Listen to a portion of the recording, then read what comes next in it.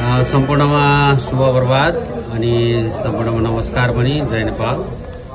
आज म एउटा सानो सन्दर्भ लिएर आएको छु। म पहिला नै यो सन्दर्भ उठाउनुभन्दा पहिला मैले जानेर नजानेर भनेका कुराहरू केही गल्ती टुटी रहेछ भने म सुरुमै क्षमा माग्न चाहन्छु, किनभने हामीले जे मनमा लागेको छ त्यो कुराहरू अहिले सामाजिक सञ्जालमा हाल्ने एउटा चलन पनि छ र मैले यो कुरो चाहिँ कस्तो उठाउन गइरहेको छु भने यो धर्म सम्बन्धी नै हो। विशेष त के हो भने अहिले हाम्रो नेपालमा विभिन्न धार्मिक सङ्घ संस्थाहरू हुनुहुन्छ र हामी चाहिँ एउटा यो हामी जुन हिन्दूवादीहरू छौँ, हामी सनातनीहरू छौँ, हाम्रा विभिन्न सङ्घ संस्थाहरू छन् र यी सङ्घ संस्थाहरूमा मैले देखेको एउटा त्रुटि र हुनुपर्ने र नहुनुपर्ने कुराहरू म यहाँनिर आफ्नो तर्फबाट मैले जानेको कुराहरू चाहिँ विश्लेषण गर्न चाहन्छु। कुरा के हो त भने अहिले हाम्रो नेपालमा हाम्रो हिन्दुत्वमाथि धेरै प्रहार भएको छ र केही हप्ता अगाडि भारतको जम्मू कश्मीरमा पनि हिन्दूमाथि आतंककारी हमला पनि भयो र यो किन भइरहेछ भने हाम्रो हिन्दू जुन गुरुहरू सङ्घ संस्थाहरू छन्, हाम्रो पनि केही त्रुटि छ कि हामीले हिन्दुत्व जुन एउटा शुद्ध एउटा विचार हो, सनातनी जुन सृष्टि हो, त्यसको बारेमा हाम्रो धर्म गुरुहरूले अलिकति व्याख्या गर्न नजानेको हो कि यसलाई कसरी व्याख्या गर्नुपर्छ भन्ने कुराहरू म जोड्न गइरहेको छु। भइरहेको के छ भने अहिले हरेक धर्मका सङ्घ संस्थाहरूले खालि भनौँ न केही रकम उठाउने हिसाबले होइन, केही माध्यम बनाएर एउटा केही ट्रस्ट देखाएर, तर नितान्त चाहिँ यो रकम पैसा वसुल्ने हिसाबले यिनी यज्ञहरू होइन पुराणहरू लगाएको म देख्दछु।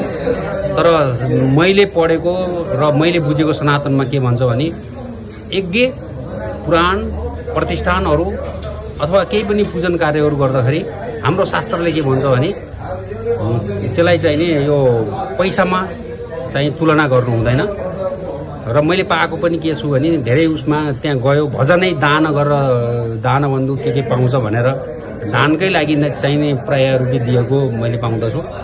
त्यसो नगरेर खालि त्यो हाम्रो सनातनी हिन्दूको जुन विचार छ त्यसलाई मात्रै गुरुहरूले बुझाइदिने भने पनि त्यहाँ दिनै चाहने मान्छेले जो 1 लाख दिन चाहन्छ उसले 1 लाख दिएर जान्छ नि, त्यो मेरो बुझाइ हो। र गुरुहरूलाई मेरो अनुरोध पनि छ र म त्यो अभियानमा पनि छु। हामीले मेन त अहिले हाम्रो नेपालमा कृष्णाइडी पनि बढिरहेको छ र यो कृष्णाइडीलाई अलिकति भनौँ न बढ्न नदिनलाई पनि हामीले मेन त मूलत यो भनौँ न हाम्रो सनातनलाई बुझाउन जरुरी छ। एउटा लेखकले मानवता धर्म होइन मानवता हो भनेर एउटा लेख मैले पढेँ, मानवतालाई बढी प्रायोरिटी दिए, तर त्यही सनातनको त्यही शिव पुराण त्यही वेद पुराण 4वटा वेदमा त्यही गीतामा चाहिँ नि मानवताको बारेमा नै उल्लेख गरिएको छ। सनातन त्यस्तो एउटा मूल सूत्र हो, त्यसले गर्दाखेरि पहिला त्यसको हामीले अध्ययन गर्न जरुरी छ। हुन त अहिले कसरी यो भनौँ न यो विदेशीको इसारामा हाम्रो नैतिक शिक्षा पनि हरायो, संस्कृत पाठहरू पनि हराए। अब वेद पुराणका खण्डहरू हुन्थे पहिला पुस्तकहरूमा, नेपाली किताबहरूमा कहीँ न कहीँ वेद पुराणका चाहिँ पाठ्यक्रमहरू घुसाइएको हुन्थ्यो, त्यो पनि हरायो। र त्यसले गर्दाखेरि के छ भने विश्वको मान्छेहरू अहिले नेपालमा यो नै नेपाललाई ज्ञान भूमि हो र यहाँ नै ज्ञान प्राप्त हुन्छ भनेर यहाँ आएर विश्वका होइन धेरै देशका मानिसहरू जसले बुझ्नुभयो सनातनी उहाँहरू आएर जब गर्ने ध्यान गर्ने गरिरहनु भएको छ। तर हामी नेपालीहरूले चाहिँ नि यसलाई भनौँ न बुझ्न चाहँदैनौँ। त्यसले गर्दाखेरि म के अनुरोध गर्न चाहन्छु भने यो हाम्रा धर्मगुरुहरूले पनि हाम्रो सनातनी विशेष त हाम्रो जनजीवनमा हामी सबै हिन्दूहरू मठ मन्दिरहरू जान्छौँ, दैनिकी घरमा पूजा गरिरहेको हुन्छौँ र मैले पटक पनि भनिरहेको छु यो पूजा गर्ने क्रममा पनि प्राप्ति भइरहेको छैन। यसको एउटै कारण हो हामीले ब्रह्म मुहुर्तलाई समात्न सकेका छैनौँ। ब्रह्म मुहुर्त म आज पनि दोहोऱ्याएर भन्न चाहन्छु, ब्रह्म मुहुर्तमै हामीले समातेर हामीले पूजन नित्य कार्य गर्यौँ भने हामीले 100मा 100% फल प्राप्त गर्न सक्छौँ। त्यसको ज्वलन्त उदाहरण म आफू पनि हो। र ब्रह्म मुहुर्तको टाइम 3 बजेदेखि 6 बजे हुन्छ। 3 बजेदेखि 4 बजेसम्मको टाइमलाई चाहिँ आफ्नो नित्य कर्म दिशा पिसाब यताउता मलमूत्र फाल्नेदेखि लिएर आफूलाई शुद्ध राख्ने, नुहाउने, स्नान गर्ने यिनी कुराहरू भए भने 4 देखि 6 बजे सुरुमा हामीले जप गर्नु पर्यो हैन। जप गरिसकेपछि ध्यान गर्नु पर्यो।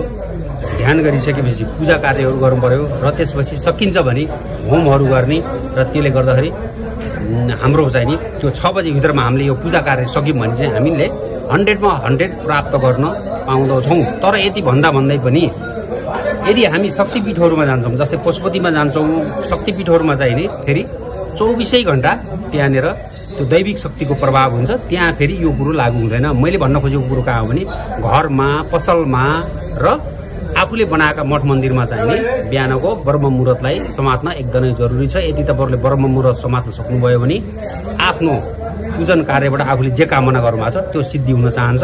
यो मेन कुरा तपाईँहरूले समात्नुभयो भने चाहिँ नि तपाईँको जीवन सफल हुन्छ। हवस् त, सबैको दिन सुखमय रहोस्। हवस् त।